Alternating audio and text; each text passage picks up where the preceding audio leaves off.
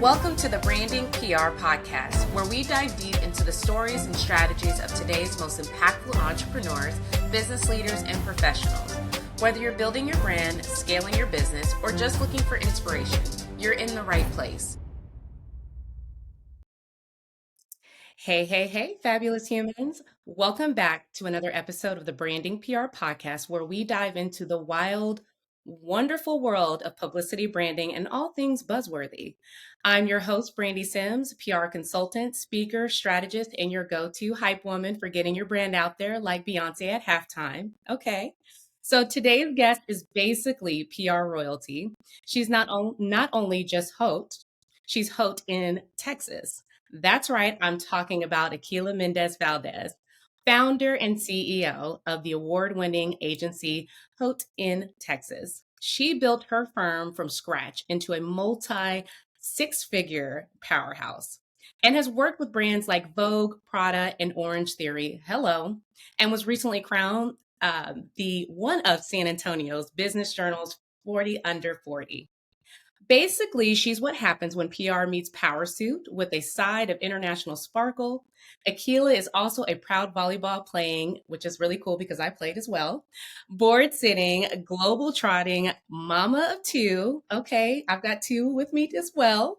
And today we are getting into all juicy details about growing a brand, franchising the PR dream, and how she keeps her cool while managing all of the fabulousness. Aquila, welcome to the show. Oh, thank you so much, Brandi. That was an awesome intro. I'm so glad to be here. Well, I'm happy to have you today. So let's get right into it. So, okay, Aquila, spill the tea. What made you decide to go Haute in Texas and build your own agency from the ground up? Yeah.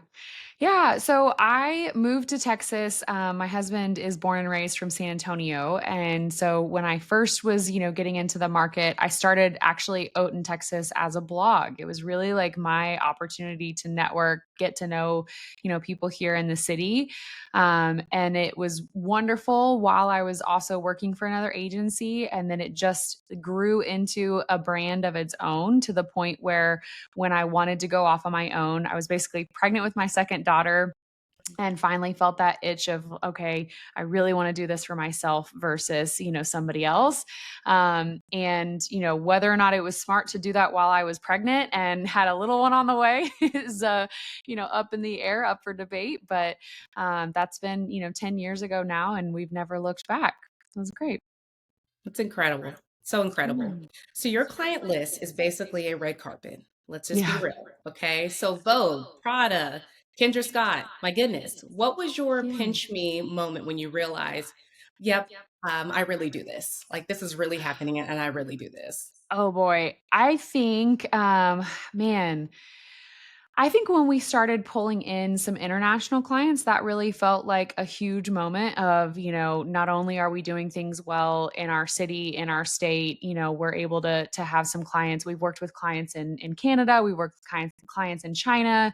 And it just really helps you feel like, okay, Americans are doing something unique and something well in the world. And I think that was a huge moment for us for sure. But yeah, I think the fact that our brand kind of speaks to fashion and beauty brands means that the vast majority of our clients are really cool and fun and exciting. And, I always tell people if I had to do only HVAC clients all day, every day, I would just, not know what to do with myself. So I think that no matter what, anytime we land a new client, it's a pinch me moment for sure. Absolutely. Absolutely. Well, international interest is always a major thing and such a major moment. So, switching gears, you play D1 volleyball. I've got mad respect for that. I got as far as high school and like the first semester of college, and it was just like, yeah, okay, we're gonna, Yeah. not that tough. How has being an athlete shaped your approach to entrepreneurship and agency leadership? Right.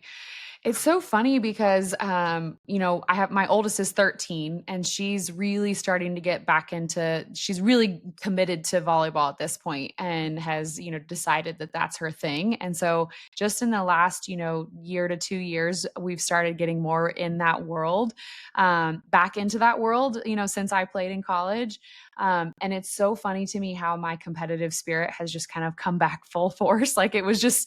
just waiting for me to let it kind of like wake up and come back. And that's been really, really cool to see, how that has shaped our business strategies we're doing right now, our growth, plans and things like that. So yeah, I think for me, athletics, sports have been a huge driver for me to learn everything from, time management and, juggling multiple responsibilities to keeping me on the straight and narrow. And, I didn't have a lot of time for extracurricular shenanigans. I was always, either in the gym or studying or doing what I needed to do.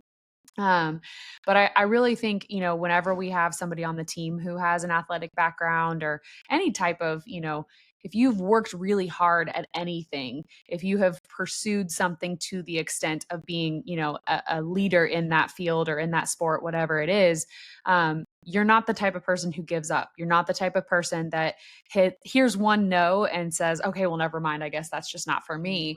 Mhm. So I think that tenacity and that stubbornness definitely still comes through for me on a daily basis. Oh, I love that. I love that. I feel like there's so many life lessons in sports that Mhm. people often take for granted when they're so young. But looking back, I can just check the box of so many things that happened playing sports too, where it was just like, okay, that was something that I needed to know and that needed to happen because Yeah. your level of resiliency that you have in entrepreneurship, it can Yeah. tie directly into all of that. So I love that you Yeah. mentioned that. Yeah, Yes. yeah, and even managing different personalities, being able to make sure, like, And a you have members team. on the team that you might not be best friends, but you have to be able to, get along and work towards a common goal. I think Yep. all of that helps with interpersonal dynamics as well. Right, right. Just checks all of the boxes on that Yeah. for Yep. real. Okay, so Yeah. let's talk the Haute hustle. All right. I just like gave you a little name there. Yeah. Feel free to steal. Yep, But yep. running a six-figure agency and launching a franchise model is literally next level. It really is. So what inspired you to create the Haute in network model and how Right, right. has that journey been for you? Yeah. Yeah. Well, we were just talking about before we started recording about, when you get to that point of wanting multiple locations, I mean, it's always a challenge to figure out how do I step into this market that I'm not there all the time. I don't know, it as well as the locals do. And so we always, especially with the type of work that we do, we're very much like always super tight with our clients and constantly, meeting them and having time, time to not only gather content, but can we go with you to that event? Can we accompany you if you've got a speaking engagement, things like that, to do whatever we can to support them. And so I never wanted our client experience to fall off if we were going to expand beyond San Antonio where I live. And then at the same, breadth, I also always felt a little bit limited with our name being in Texas. How do we go into another market and convince them that we're the right agency, that we know them? So the franchise model really came out of COVID. It came out of a lot of women, leaving the workforce and needing to be able to feel like if they're going to go into entrepreneurship because the world was shifting and everybody was kind of figuring out their next game plan. If they were going to do that, they were going to feel much more comfortable if they knew they could buy into all of our systems, all of our processes. And then we would have the added benefit of somebody there in the local market who can actually be our boots on the ground, know the local, contacts and who they need to network with. And it's been really fun. We have one location in Austin. We have team members in Houston, Dallas, and Florida. And for us, the franchise actual concept is much more of a long-term plan. We're okay if it goes nice and slow, but it's there and it's ready, when we find the right fits. Wow, what a journey. But, the fact Yeah. that you're doing this and you're one of the few, if not the only, that I've really seen do this. I think it's incredible. So look at you being an Yeah. innovator. Yeah. Well, like I said, I know for myself, I was always a little bit intimidated about owning my own business because it feels like you have to figure out all the things all at Yes. once. And so my personality type would fit really well with give me the blueprint, tell me what to do, and I will execute it to a T. And so I just can sympathize with the women that have that dream of owning their own business, but they would have a little bit of a confidence boost if they knew somebody else is, got their back and is cheering them on. There you go. It's so necessary and so needed for new businesses. Okay, Yeah. so you've worked with global brands, been featured in Forbes, and had multiple TV spots. What's Mm. one media moment that didn't go as planned, and what did you learn from it? Ooh. Ooh, that's a great question. Hmm. Boy, so maybe not quite as planned, but I think one instance I can think of was I had a moment where I had an opportunity to give feedback for a Forbes article about during the presidential race in 2024 for Biden.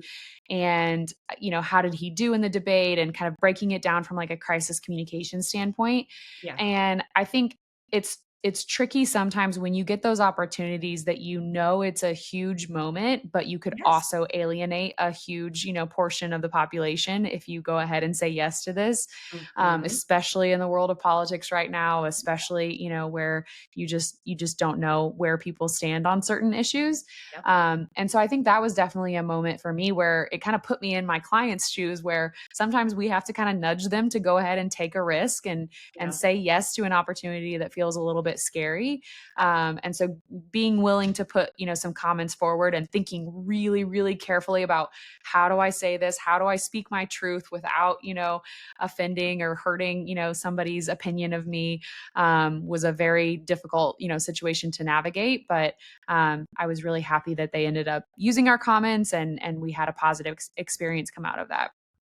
Oh, that sounds like you really were able to flip the script on a situation that could have gone a whole different turn.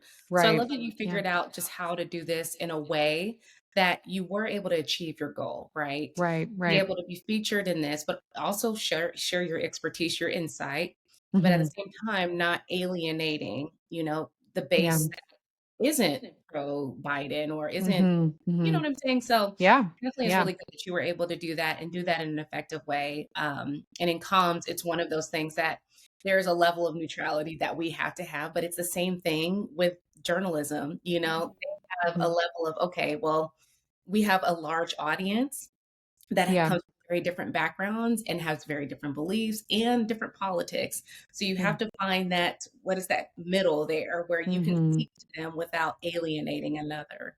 Right. Absolutely. Yeah. So how do you keep your messaging on point when you're working with so many different industries and voices?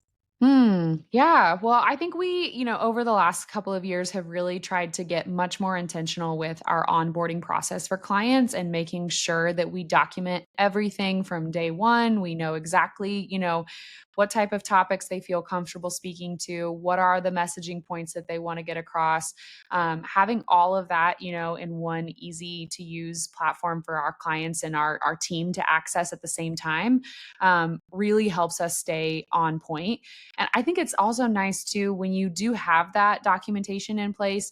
If an opportunity comes along and you're evaluating, is this truly a good fit for my client? You can really go back and let's just stack it up against what we said in the beginning. Is this aligned with our goals? Is this aligned with the, direction that we want to take the brand? Mhm. And if it's a neutral document that we're all looking at and agreeing to, then it's just my personal opinion. We shouldn't go after this. It's nope, we established this. Here we go. Okay, we Yeah. can make a decision from there. Oh, I like that. I like that a lot. Okay. Yeah. So let's get real because I love a good plot twist. Yeah. What's something about running an agency that people don't see on Instagram? Oh my gosh. So much, so much. I think the perception is that, we are constantly, you know, out and about at glitzy events and we're doing fabulous things and we're getting to hang out with cool people. And it is much more just like hunched over a computer, typing away, Yeah. in the corner of the room, just like going crazy. Yep. So yeah, I think the amount of times that we have to just be behind the scenes or doing the grunt work of, Yeah. a comms plan or a comms strategy, versus the moments that we get to dress up and have fun. That proportion I think is definitely most people are not aware of, but we need to do a better job of showing that the grit and the hard work behind it is what actually makes the biggest difference, not the big splashy Instagrammable moments. Oh, I love that. Yes, yes. Here's to results driven and not so Mhm. much being seen driven. Right, Okay. right. I like that. I like that. Yeah. Okay. So have you ever had a nope, we're pivoting today moment in your business? Tell us what happened. Mm.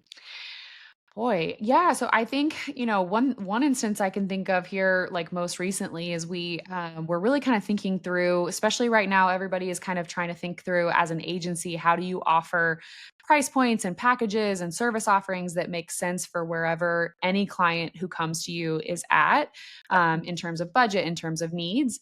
And so on the social media management side, we had really kind of seen a gap where sometimes we have clients come that want the done for you. They want everything top to bottom, but they really can't afford it yet. And so we, put together our plan called the Content Clinic, where we thought we'll have everybody come in, we'll do like once a month, we'll help them grab all their content, we'll batch it, and then they can go off and strategize and do the actual scheduling and all of that on their own. Mm. Great. Launched it, got it up and running, and we heard crickets. It was like nothing. Nobody was buying, nobody was taking us up on it. And when we asked for feedback, everybody said, "Well, I just felt like I wasn't sure if I could make it in person. I wasn't sure if I could come once a month." And that was, in addition to the price point, the biggest stumbling block for them. So real quick, we said, okay, we hear you, we understand. Let's make it an online, platform for people to access. And because it's only online, we can lower the price point as well and make it a little bit more competitive. And initially, I had thought like, well, there's a million other places they could go for that type of content. Yeah. But when they gave us that feedback, okay, great. It's a tribute, I think, to listening to your customer and not being afraid to open those doors so you can truly give them what they want versus what you in your mind are assuming is going to be what they want. Mm.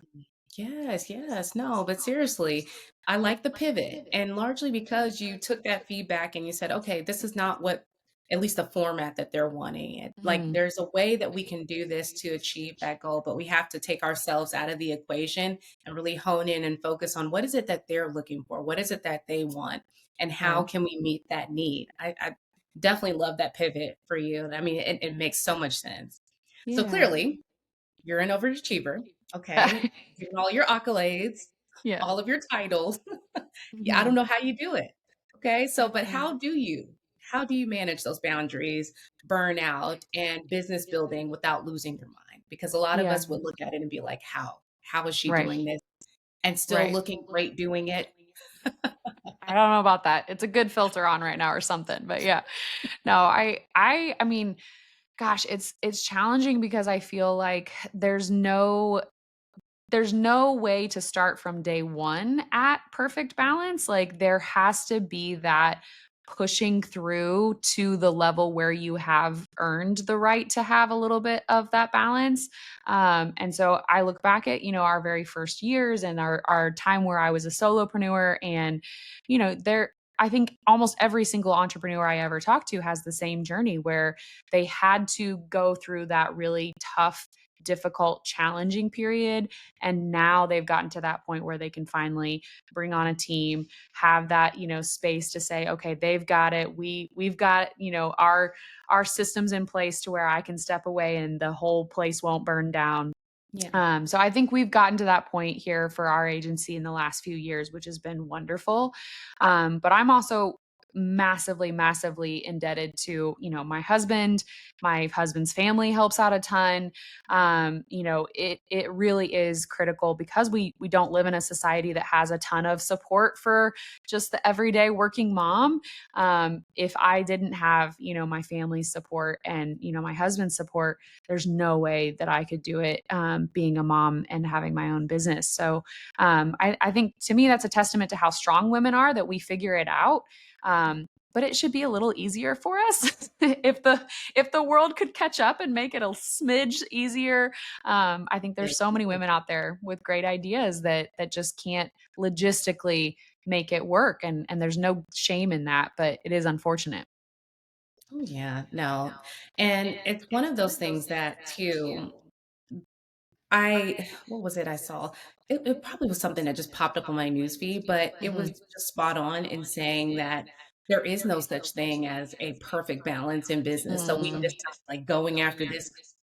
the perfect work-life balance, and how do you have the perfect there is Yeah. none. There is Yeah. none. Realistically, there's Yeah. sometimes you do really well in this area, not so well in this one, and then sometimes it flips. Yeah. I think the main thing you should always be looking for is that you're trying and you're doing the best that you Mhm. can in each of these categories. That's what Yeah. I feel like you should be judged off of. Did you do Yeah. your best today? It's kind of Yeah. like when people are kids. Did you do your best? Was that your best? Mhm. Okay. Mhm. All right then. I Yep. mean, if that was your best. That was your best. Let's work Yep. on it. Mhm. Yep. And Yeah. so on and so forth. Absolutely. But yeah, I think this idea of the perfect balance just does not exist. And I thought it was really interesting in watching this like clip and how they were talking about it, how true it rang, that we got to stop telling people and trying to achieve this thing that really there is no perfect balance to this. It's just finding really good systems, which it sounds like you've been able to successfully do and have an incredible family support behind it. And that makes a big difference too. Oh yeah. Yeah, it's huge. It's absolutely huge. Like I said, it's and I guess the funny part too is that it's my husband and my father-in-law that probably helped me the most. So the fact that, I get to be a female entrepreneur, but I'm backed by these, equally wonderful men who help me and are, supportive and help my daughters have that, support around them too. It goes without saying, but I'm always really grateful to them as well. Yes, yes, that's incredible. Love, love, love Mm. this.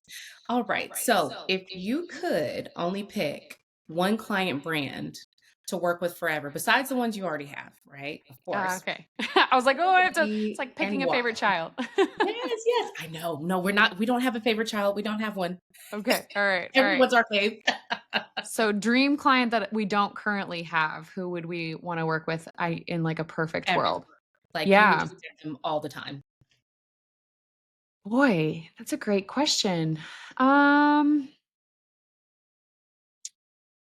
Honestly, I think if we have worked with so many strong women that I love helping personal brands when it's a person that we can help to elevate their story and their platform. I think that is so empowering. So maybe like Melinda Gates would be so cool to be like her, publicist and all the work that she's doing from a philanthropic standpoint. Her social content, I think, is really strong here lately. She's been having some really great conversations with important women and helping to kind of use her platform for good. Um, I think that would be so cool to work with her and help her in her mission, and she just seems to have a really good head on her shoulders, and I could see her just being really inspiring to work with. Oh yeah, that's good choice. Yeah, That's amazing. yeah. That's your feeling. Like that's a very good choice because Linda is awesome, and her philanthropic work is literally like history noteworthy. Mhm. Oh, Yeah. okay. So I'm gonna make it a little bit more fun. Okay, switching gears again. So speaking of kind of hyping yourself up and getting ready for a big presentation or a big client, what's your go-to hype song before a big pitch or a presentation? And also, we're gonna probably add it to our PR power playlist, to Oh help my gosh. Oh my gosh. Okay. Uh, something get is you it pumped up. Yeah. So this might not be everybody's jam. It's definitely like a very specific to me. Well, okay, I'll give you the specific to me, but then I'll give you the more generic, everybody loves it kind of thing. Okay, I gotcha. had one of my good friends is a high powered executive, like super fabulous, like mom, wife, career woman, all the things. She told me one time that like Unstoppable by Sia is like her go-to. She'll like put that if she knows she's going into a big, meeting, she'll put that on Oh, and do the power pose and like get ready and do all of awesome. that. So that's definitely like a classic go-to. For me personally, my dad was a classic rock guy. He still is a Mm, classic rock guy. And so I grew up on like AC/DC and Pearl Jam and okay. the Eagles, like all of those kind of classic bands. And he always told us the story when he was growing up, or when he was young and we were really little. I'm the oldest of six. And so he was grinding, working super late hours at a factory, trying to grow Mm. his family farm at the same time, really just like spread super thin. And he would always put on in the mornings, driving by himself in the truck, would put on Alive by Pearl Jam. And it's a very like, it's not a necessarily like amped up song, Yeah. but just like the grunge and like vibe of like, you can't take me down, like whatever you do, I'm Yes. still here, I'm still alive. Okay. And so that was always my classic when I was like, getting ready for volleyball games and stuff like that. That just always kind of like hit my nerves the right way and got me going. Oh, so you like I like that. No, classic rock in there. That I like that Yeah. mix. I like that mix. There you go. My dad'll Um, be proud.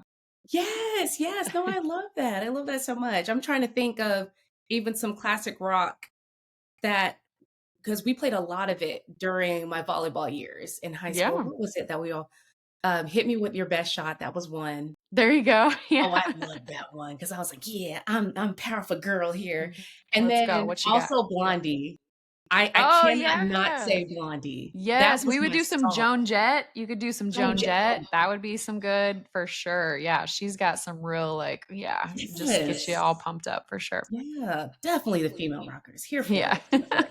Okay, so got rapid fire questions for you. Okay, You ready? I'm ready. All right. Heels or sneakers? Oh, sneakers. Sneakers all the way? Definitely. Okay, I like Yes. that. Comfort. Okay, Yes. I'm here My for it. husband just bought me my first pair of Dunks maybe like a year ago.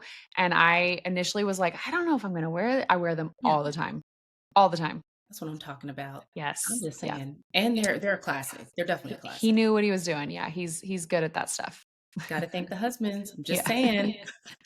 Okay, Yes. so morning strategy call or late night creative sesh? Oh, morning strategy. I pass like 3, 4, 5 o'clock. I'm done. I can't process. Yeah. I feel that. I feel that. It's probably because Mhm. the second shift. We all know the moms on the call. Yes. We Yeah. know that second shift is real. Okay. Yes. So Absolutely. okay, morning strategy call person. Okay. Mhm. What about media placement or client retention win?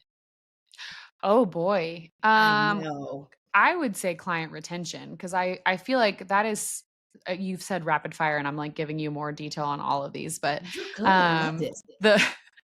the the times when we get a client to renew their contract, it just feels like wow, that is such a huge upvote to give us that confidence of yep, Yeah. yep, you're doing it, you're doing great, we love it, keep it up. That's a great feeling. Yes. Yes. Okay. And then final one: Instagram, TikTok, or LinkedIn. I'm Instagram. I'm an elder millennial. I love me some Same. Instagram. I'll be loyal forever. Much as it's a love-hate relationship sometimes. Yeah. I'll definitely be active on the other ones, but Instagram's got my heart for sure. Mm, love it. Love it. All right. My last question for you today. This has been awesome, by the way. It's such a Mm, good time talking to you. yeah. What's the message you hope other women, especially other PR pros, take away from your story and your journey? Mm. Oh my gosh. I think it's so surprising to me how many women will still ask like, "Well, how did you get started? Well, when did you know? Like when did you, like they want to know all the nuts and bolts and every time I'm like, "No, no, no, no. Like you just start. You just start. You can't wait for like I've got all my figure things figured out. I've got all the ducks in a row. Like nobody knows what they're doing. It's just some people choose to go ahead and start and figure it out and then some people continue to just decide like, I don't know, I'm not sure it's for me. I'm not sure it's for me. It 100% can be as soon as you just decide and then take that first step. So, taking away that like allure of like, oh, some people are cut out to do this and some aren't. I Mm. just think that it's holding back so many women who could 100% do it if they just went for it. Oh, that's the perfect ending. I love that so much. Mhm. Thank you so much, Aquila. And how can folks Yeah. get connected with you? What's a Sure. good your social website? Tell us. And then, of course, Yeah. let us know what stuff you have coming up too. Sure, yeah. So our website is hitpr.com. And then on social, kind of across the board, we're Haute in Texas. So HAUTEIN, and then Texas spelled all the way out. But yeah, I'd love to connect, love to, answer any questions or have good conversations about PR and marketing. That's always fun for me.